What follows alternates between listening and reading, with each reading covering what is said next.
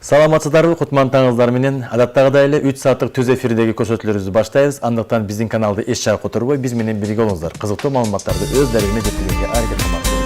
Ал эми студиябызда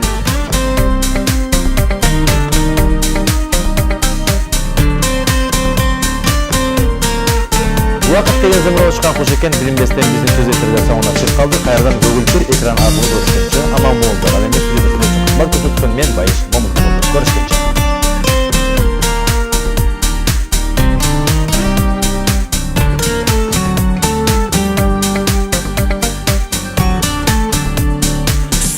Sözü dizilgen Sağa bolgon içimden Jubayımsın en kımbat Can dünümdü düşüngön Acar çaşkan gözünden Ağlam mendik sezilgen Tacabay eş karaştan Can жүрөгүм ezilgen